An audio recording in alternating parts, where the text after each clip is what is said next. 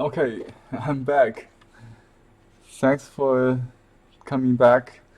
Thanks for joining me if you're new. This is a continued section on engraving two Zen mood seals. Um, I carved one seal earlier with um,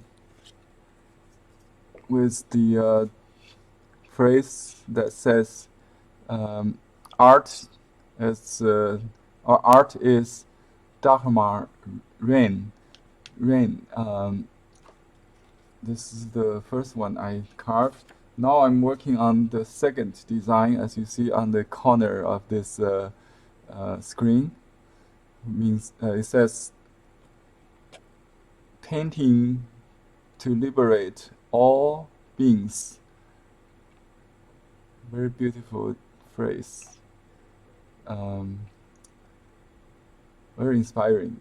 So I designed this with this natural shaped stone. Uh, Painting to liberate. It is to break the boundary, right?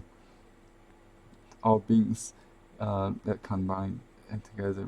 All beings in Buddhism, including every living things, with the Buddha nature. Uh, anyway, um, this is a Buddhist mood seal, and you can put any motto or any saying, any philosophy, religious beliefs, or anything in this kind of seal. We call it leisure seal. So we have three kind of seals: the name seal, the mood seal or leisure seal, and image seal. It could be an image. Here's a book I like to introduce. You may not want to have it. It's very expensive, like $200, I think. They do have an English translation. The Chinese title is 历史与艺术啊，中国印章 Chinese Seal, History and Art. The history and art of Chinese seals. The author is a very famous scholar and seal engraving artist himself, Sun Weizhu. Here's the information about the book. Maybe I will put a link. I will search on Amazon. I bought this several years ago, not so old, but I haven't gone through it. It's basically a reference book. It's a chronological, arranged by chronological order. Basically studied the system, the usage of evolution of official seals throughout the history. The pre-dynasty period, the Qing and Han dynasties. The Qing and Han dynasty are the heyday of the seal usage, and the best, in art already, and classical. Now, after like over 1,000 years, then you develop into the stone form. It was bronze seal. The Sui and Tang dynasty is declined, but still used as officials, bureaus in the as a authority. Ancient seals and rise of scholar seal engraving art. That's being in the Qing dynasty. So it's coincident, with the rise of the literati painting. It become integral part of the painting. It started in Song and Tang dynasty even, but they are very hidden. The seal and the signature is hidden in the rock or the trees, hard to see. In the Ming and the Qing dynasty, become the prominent, placement in the composition of Chinese calligraphy or painting. Seal piercing, this collection. Okay, basically, let me just go through a little bit. It has lots of pictures, beautiful pictures of maybe world history reviewed like from other cultures, and then the Chinese ancient seals. You see, this is gold, gold seals by um, the kingdoms of the Han Dynasty, I think, and so the jade seals, bronze seals. Here are the imprints. I tried to show you the usage. They use it on the yeah. This is the introduction, I think. Okay, this is Han Dynasty calligraphy or Song Dynasty calligraphy. They have seals on that, and you see so many seals on the artwork. And so you can carve the entire text article in it. And, this is the introduction. This is the archaeology findings. You see the clay or wax, some kind of uh, seal. It's not using the same kind of ink. This is the today's format. The red stamp is much later usage. It's used as a um, property mark, on potteries in the ancient times. Bronze design patterns of that. Let me go quickly so you as quick as possible. It's a thick book. I love it. It's just very pleasing to browse just the pictures.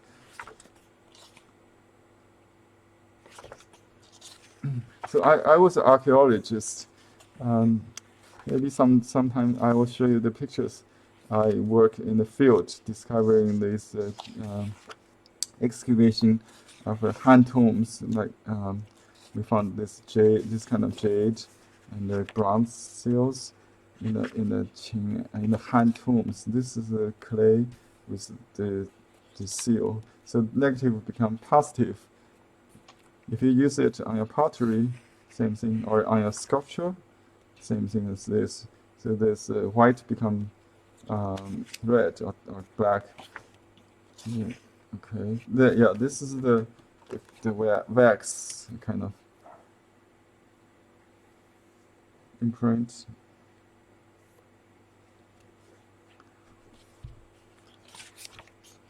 Jade, gold, metal, bronze. These are materials to use in Han Dynasty. This is gold. And I think one of these kind of turtle that's for king of Japan. That's from the Han Dynasty. This is another kingdom in Yunnan, the southwest kingdom of Han Dynasty. Not a tributary state, you may say. Okay, the bronze seals. So this is basically what I'm good at, the Han official seal, the artistic laws of Han Dynasty seals. That's what I'm good at, the squarized seal script. This is what I think most people, 80%, people are using this script, not the other older or newer script. So it's not traditional Chinese, by the way. And it has been used in the East Asia countries like Korea, Japan, Southeast Asia countries where the Chinese language written system is used even today. So this is the birds and the fish, insect and birds script. Very intricate style. This is something different, crystal seal. Never seen it. If you go to Shanghai, visit the Shanghai Museum, there's the best collection of this book, because the author, he works as the director of that section. I mean so all the, maybe most of the seal you can see in the display of Shanghai Museum in downtown Shanghai. Very beautiful museum. Best collection of a seal and this, exhibition of the history of seal in Shanghai Museum. This is the author, Mr. Sun Weizhu, is the director of the museum in charge of this seal collection.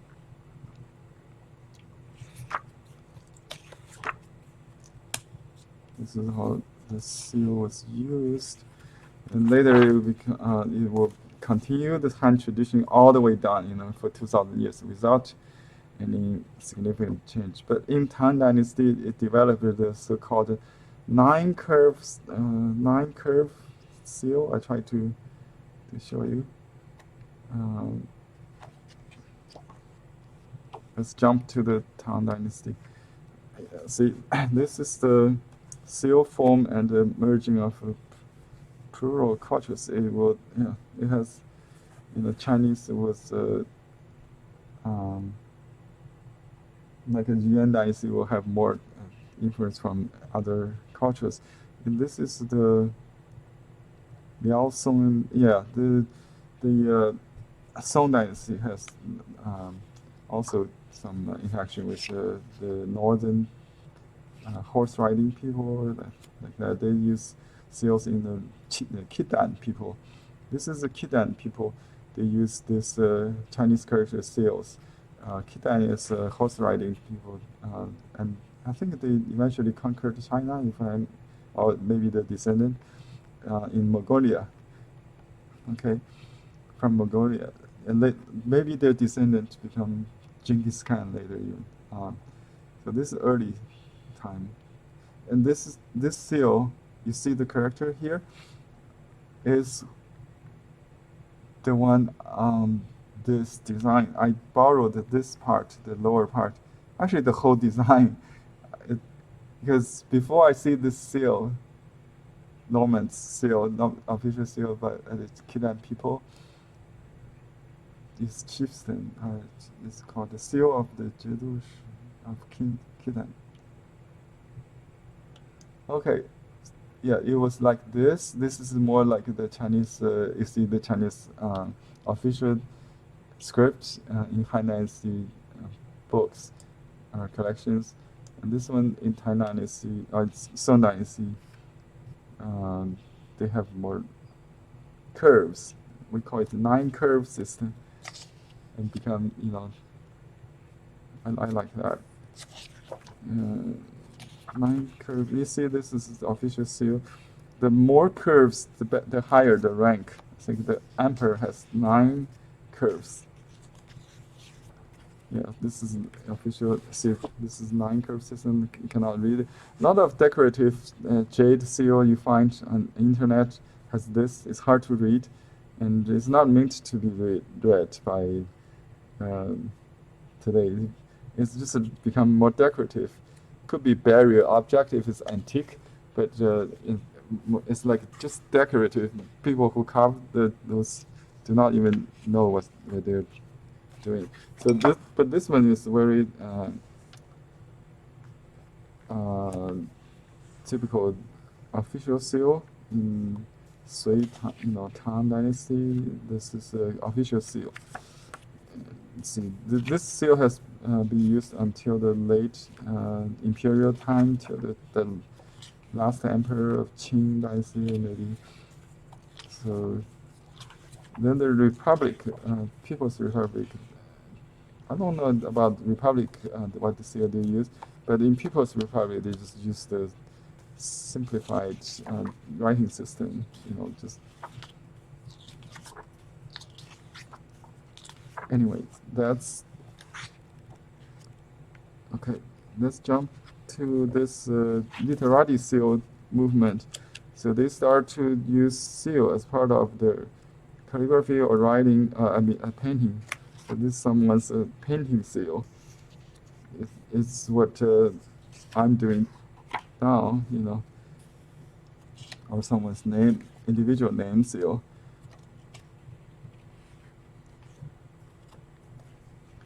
Very various artistic seals. We have like 8 scores or some 8 different styles, different regional styles. But the best is a group called Xilin Society. Even I think they have existed for 150 years or more. And this artist centered in Hangzhou, the west lake of Hangzhou, called Xilin Society. One of my friends in Nanjing was a member in my friend's circle. I always see his work. And Wu Changshuo is the founder of the Xilin Society. This is a portrait of Wu Changshuo, and this seals by Wu Changshuo. He's a calligrapher, painter, and a seal engraving artist, greatest artist in all forms of literary art. This Wu Changshuo's artwork, and he would charge like I don't know how to calculate to dollars, like 1,000 yen, or the silver coins per character or something like that. So today they charge any Society of Xilin. This is not. They should have something like on that. I think I saw an article, maybe not in this book, on the rate sheet. They charge per character charge. So these people, if you're a member of this society, it's very prestigious, and you can charge today 1,000 Chinese yuan at least per character. If it's a 4-character seal, it will be 4,000 Chinese yuan, equals to maybe 600 US at least.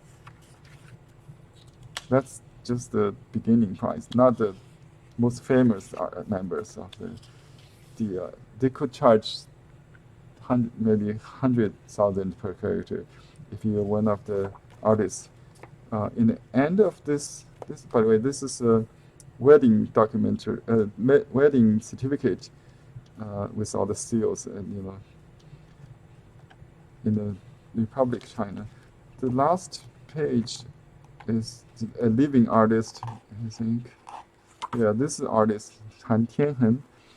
His work would be worth like like I said, 100,000 per character or something like that.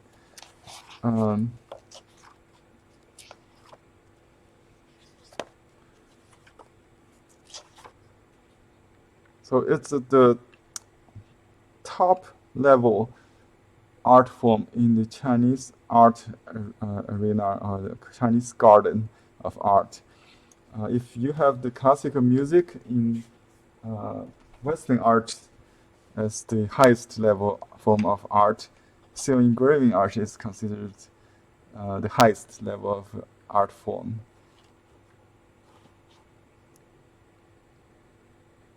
Because the difficulty of to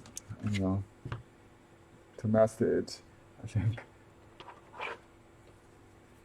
You have to know painting, calligraphy, history, everything.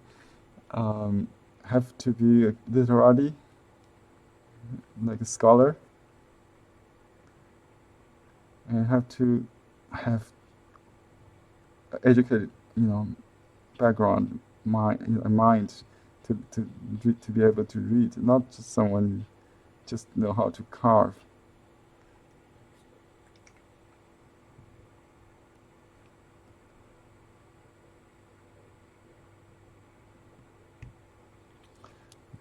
It's like writing.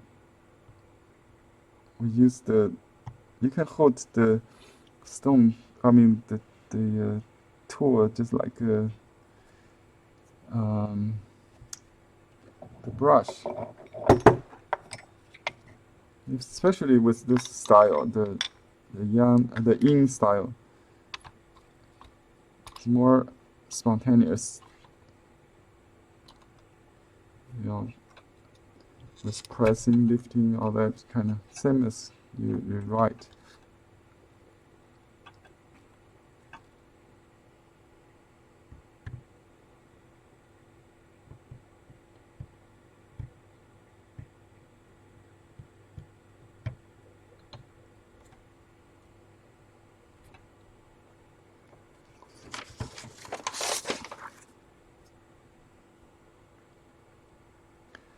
And you have to really understand where the stroke is coming from. Like this is a hand, this pictograph is a hand holding brush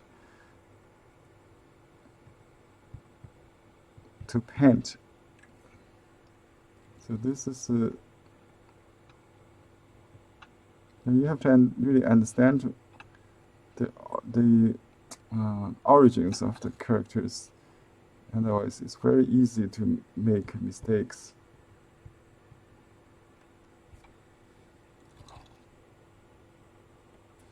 See, you know, which stroke is which is very important. It's a pictograph. If I write it, you will see. Let me just show you. So this character I'm working on is Hua. Hua. Where's this one? It in pictograph is like a hand, like this, holding a brush, holding a pen, like so. See, like this.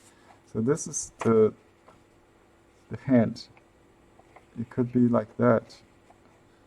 This is the thumb.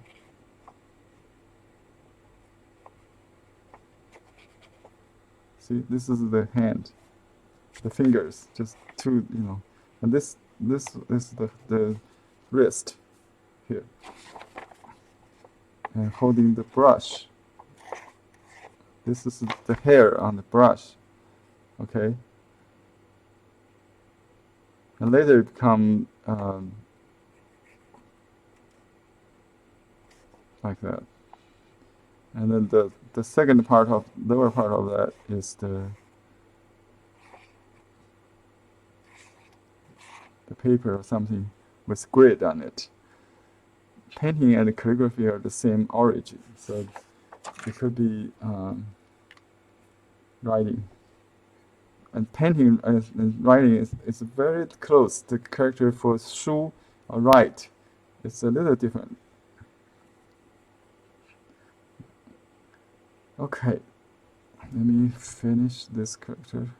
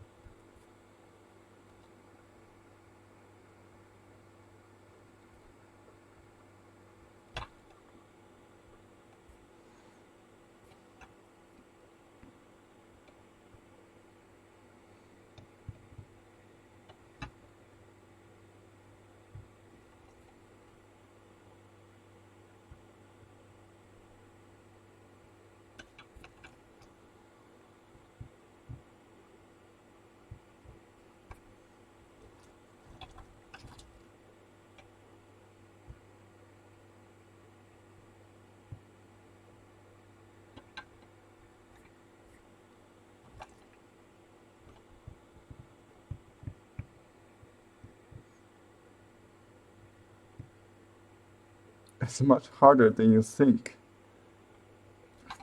because the stone doesn't make any sound. You may not feel the hardness until you really do it.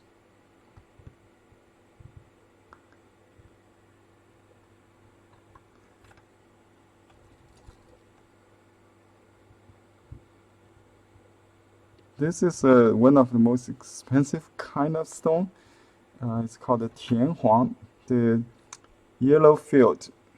But there are two kinds of tianhuang. One is on the mountain. It's more, it's harder and more polished, shiny. This one we call it a straight tianhuang, or in the rice puddle, because it's in the wet field. It's on the underground, so it's kind of earthy, very soft tianhuang. Tianhuang is because of the color yellow and the fineness. It's one of the most expensive stone. Today the price goes with the gold. So same value as the gold, or more expensive with the historical value or antique value. It's more expensive than gold.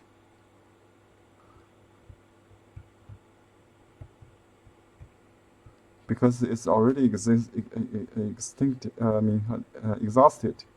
No more tianhuang. Already exhausted. No more in the original mine. Has been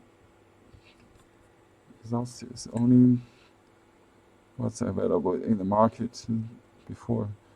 Antique tianhuang only. No new mine.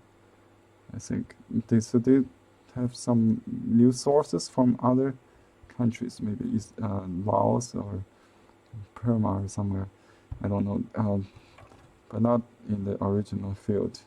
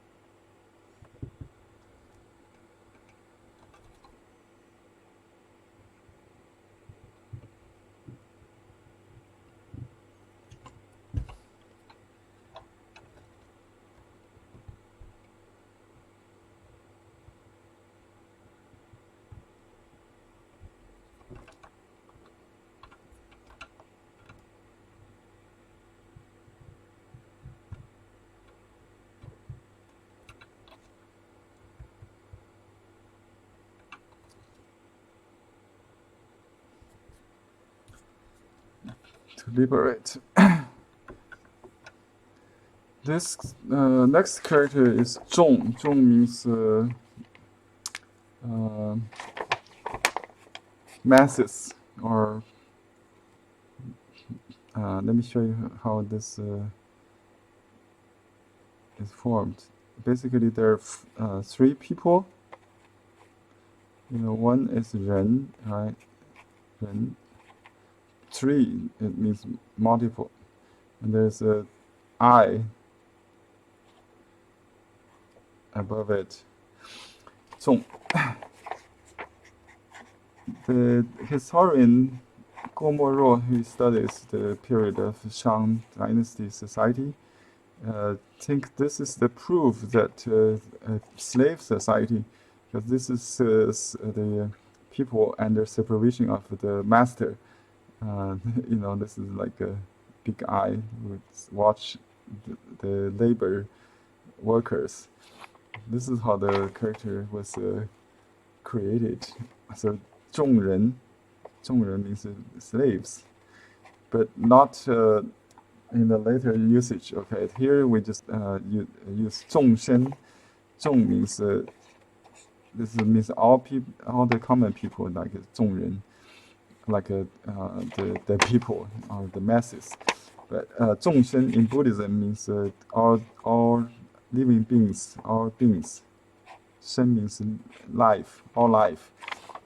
So this is the two curses I'm working on. I combine them is because it's a compound word. You cannot separate them. 众生 is just a compound word.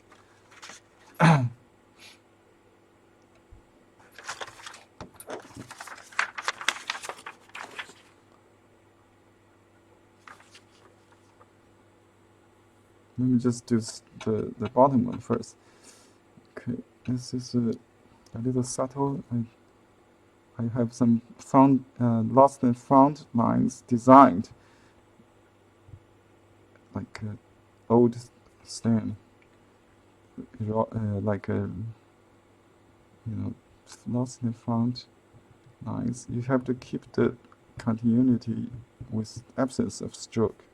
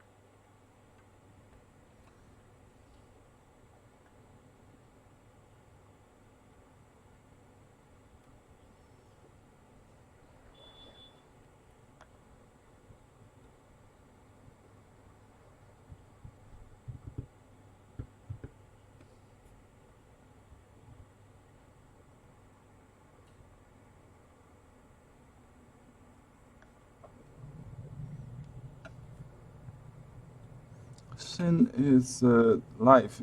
It's like a sprout from earth. So this lower part is earth, and the upper part is like the sprouts, the plant, sprout of a plant.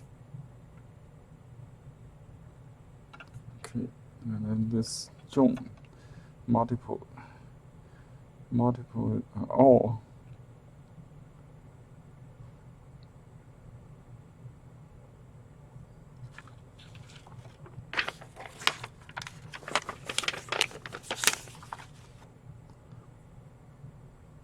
Because some pattern here interferes my design, I have to look at this reference.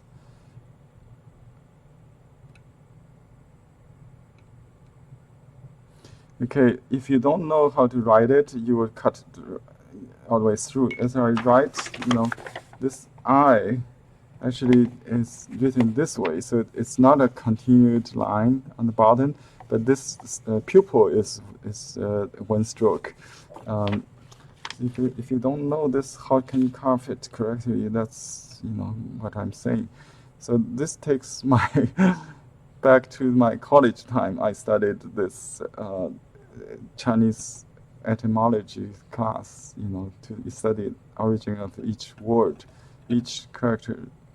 So this is the pupil, right? And you can see some overlapping makes you think that lower part is one stroke, but not, because today we write like this, like here, Um, so this is squareized. If you write the pictograph is this. So this design still remains some look of feel and look of the pictograph, like the big eye.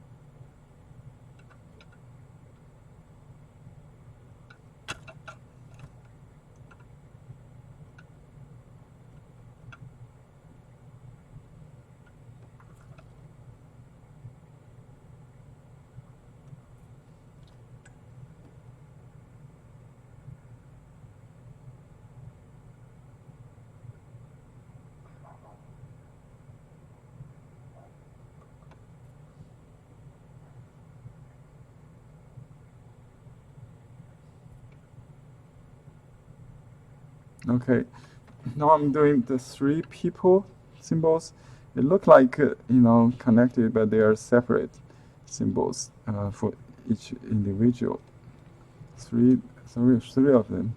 I don't want to repeat exactly, so there are some variations. Basically, simplify it into two-stroke, and I vary the bottom of the leg. So they are not exactly repeating. There's some pattern repeat. This one a little bit lean to the left. This middle one has to be straight.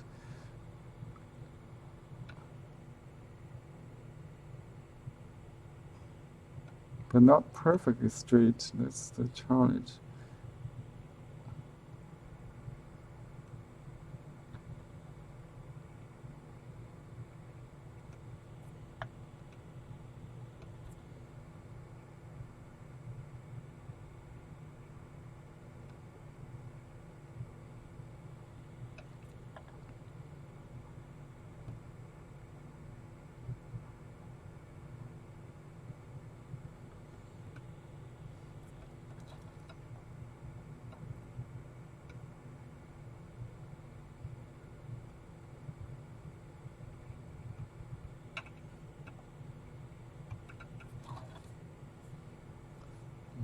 Yes.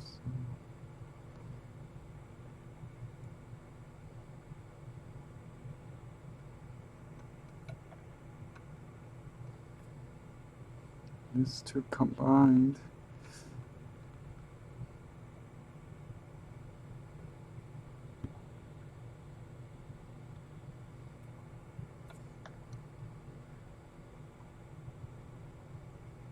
This one goes in, like the shoulder.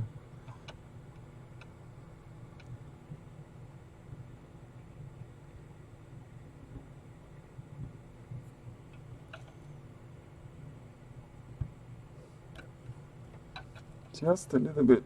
That's very important. Let me just break that. It's planned.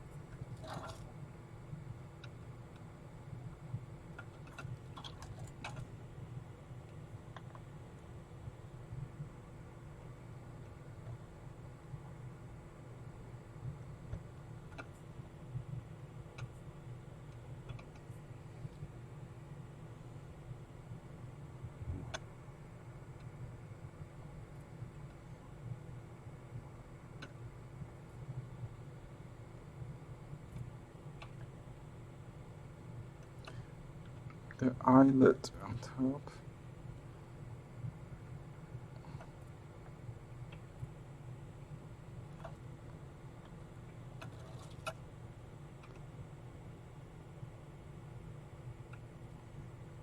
Almost like a painting for me.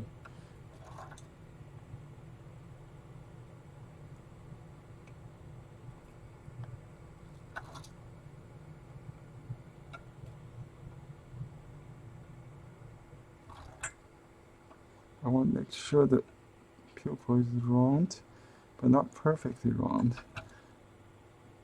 And it's not square.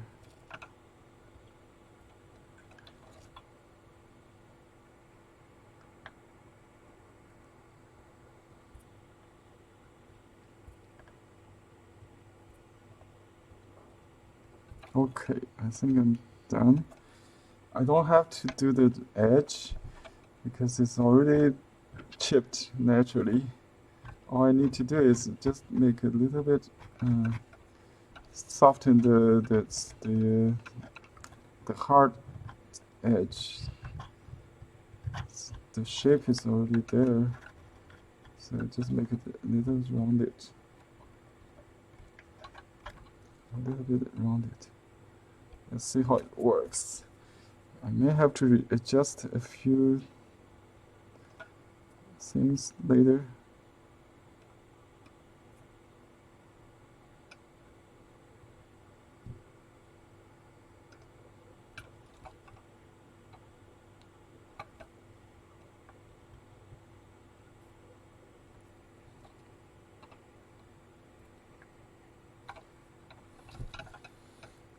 Okay, done.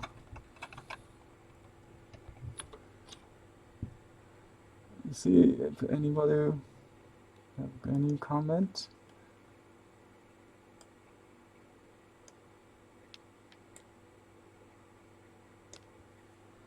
Break the bandage. Yeah.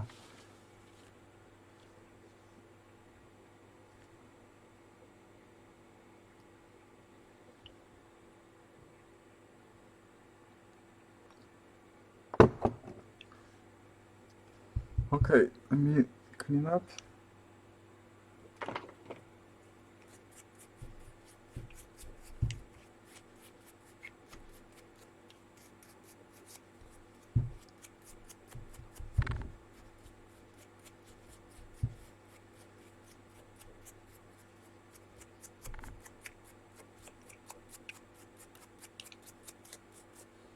I can dust it up.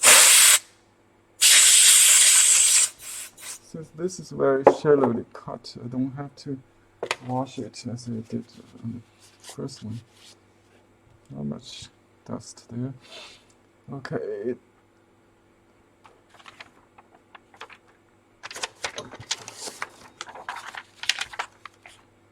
Here we go. The design and the result. Initial imprint, not the final.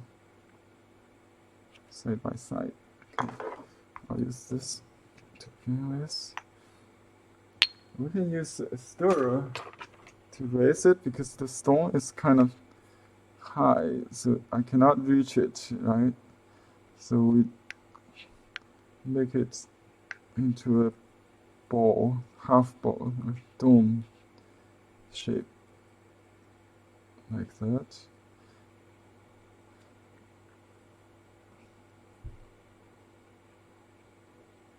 And you kind of drag it along the bottom and then go up a little bit gradually to form this shape. We don't have enough, obviously. Let me put this aside. So you can load it a corner at a time.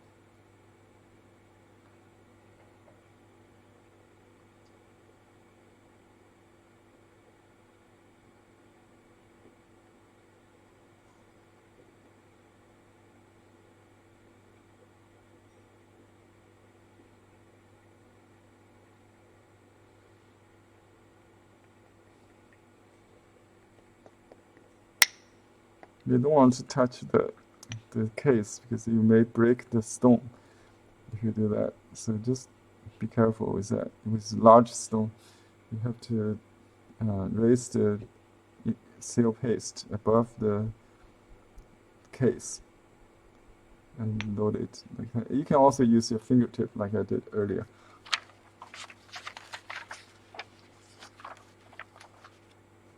Here we go. It's kind of hard to press this. Just hold it stable. And with your left hand help, you can stand up and use your body weight.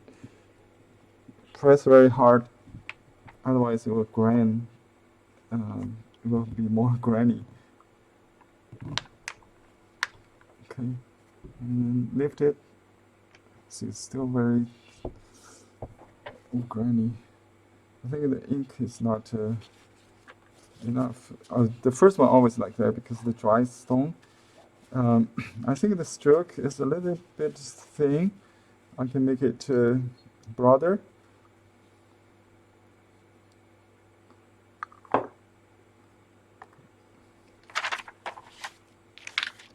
That eye is enough, so we'll make everything close to that standard size.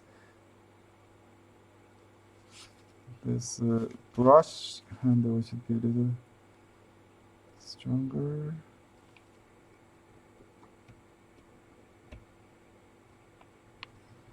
I have to repeat some strokes while keeping the original flow.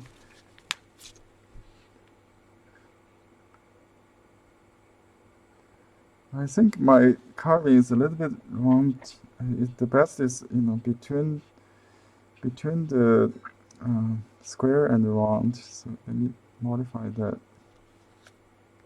Just make it a little bit squarish.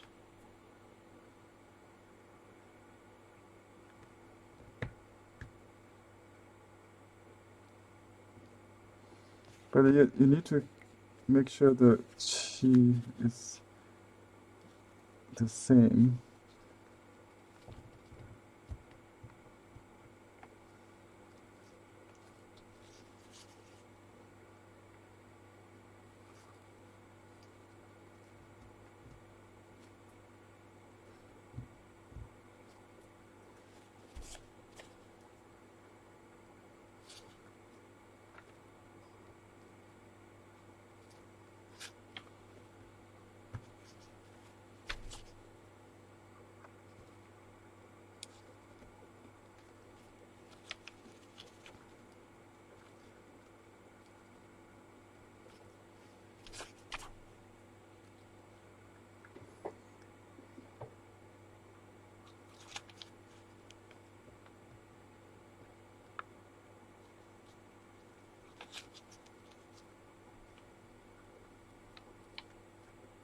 I try to eliminate all the sharp points to make it round, like hidden tip strokes.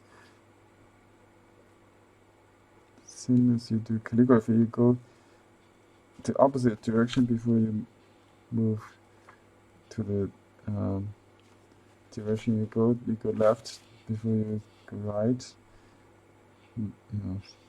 Just like Tai Chi movement. You hide the beginning,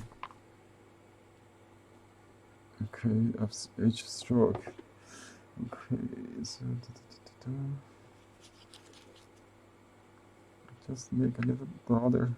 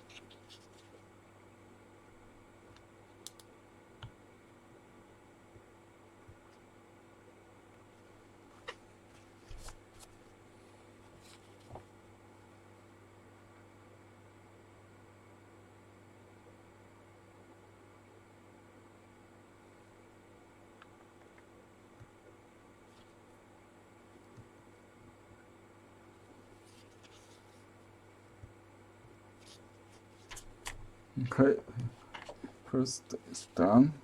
And this one, the liberate, just enhance all the strokes.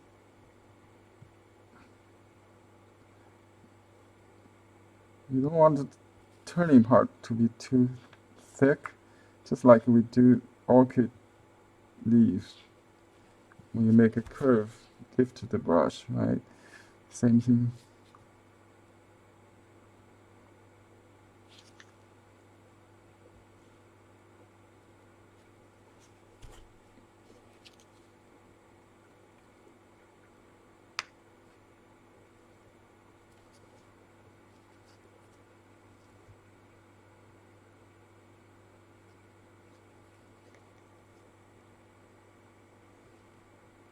It's interesting they have this kind of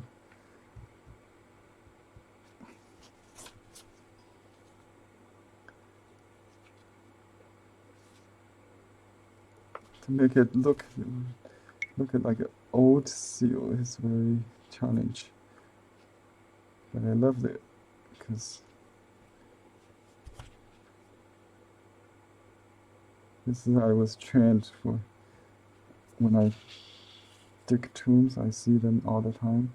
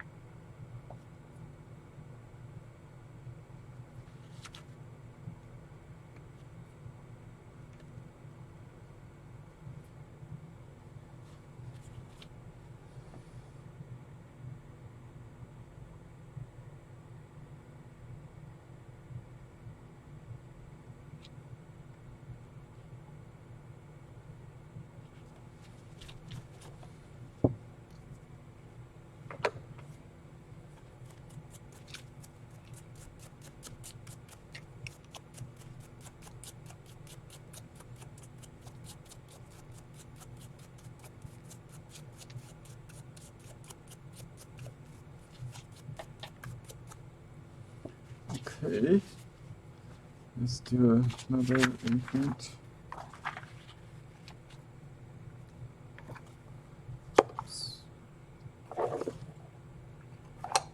I'll use the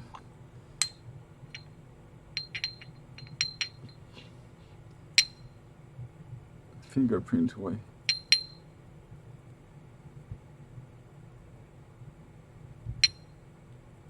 This is the best way for for getting a perfect imprint.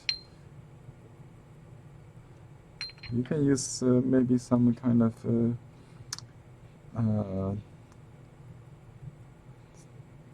little tool, maybe sponge.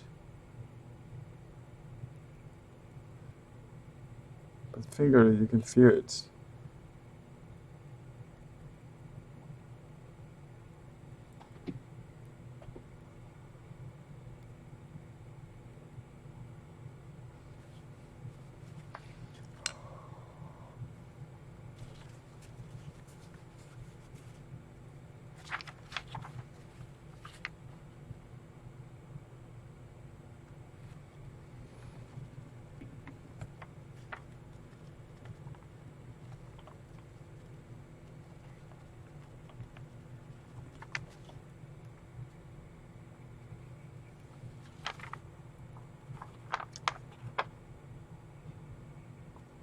My finger prints is on that, so let me combine this. I'll load the ink, and then I use the old to smooth it, even it.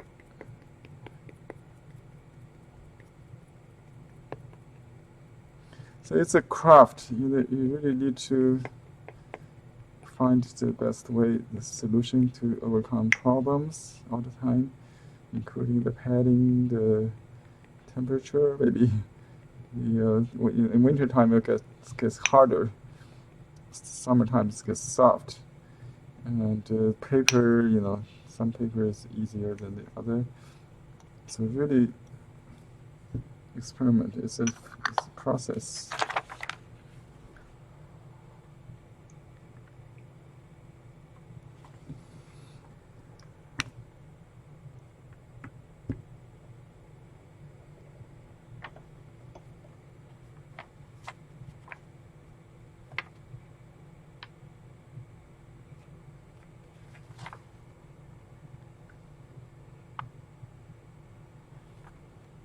That little white is false because I don't see here. It's not even, I think.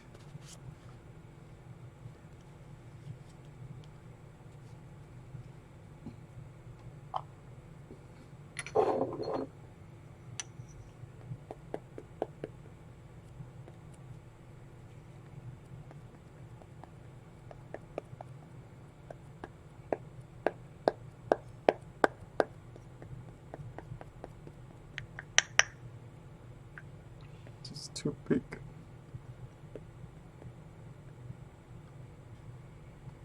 Okay, one more.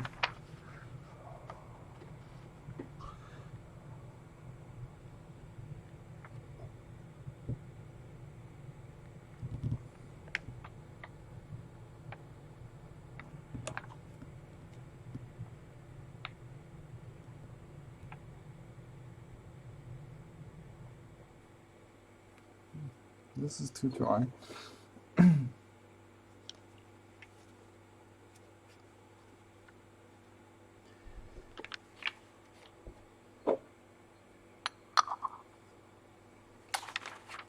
think this one shows the stem pretty well done. I think I'm very satisfied. It's basically what I was expecting with my design. So I'm going to make an official imprint to finish it.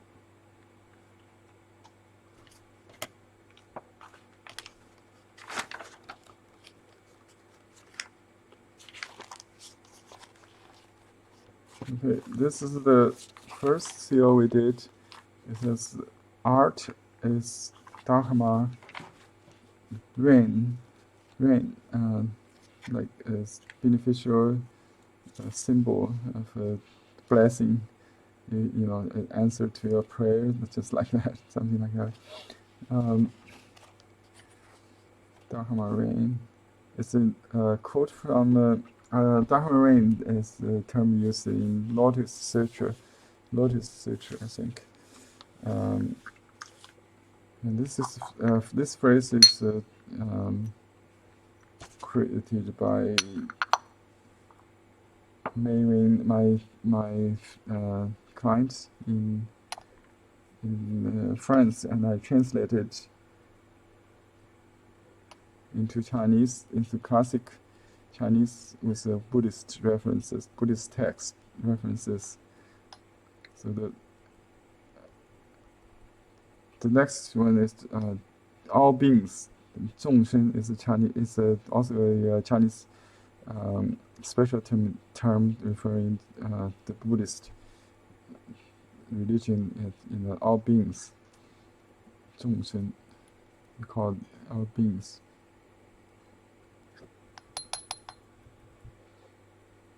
And the liberate, the word liberate is not the contemporary Chinese liberation, 解放, but 解脱, or 解脱, it's a Buddhist term, 度. 度 means to liberate.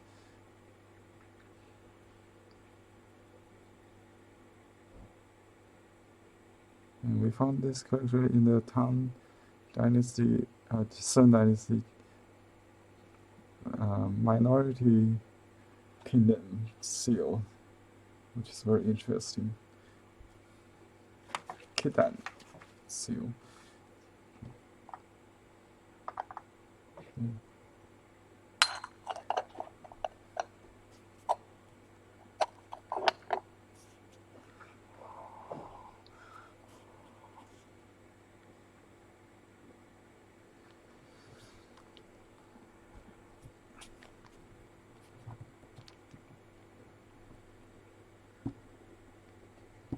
Press very hard, then the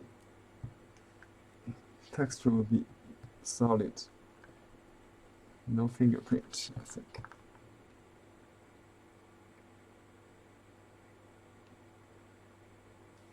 Yes, very good. See how solid that is?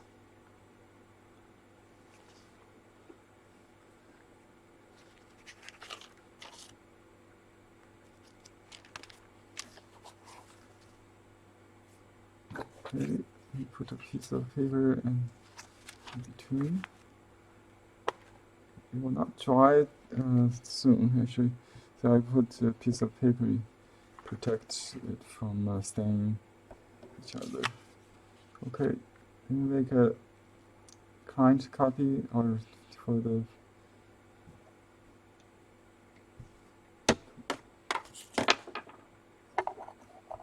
this is still the most efficient way doing this.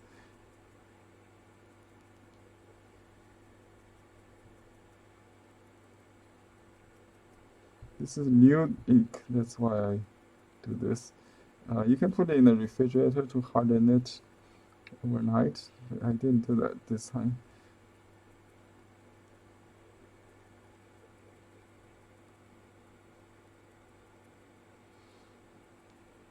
It's easier to load it with fingertip. I learned from Professor Rao, my university colleague in Nanjing University. She teaches a Gongbi class in my online class series. She taught 2 lessons. In one of the lessons, in the end of her demo, she showed us how to do this on a pre-mounted artboard, a shikishi kind of.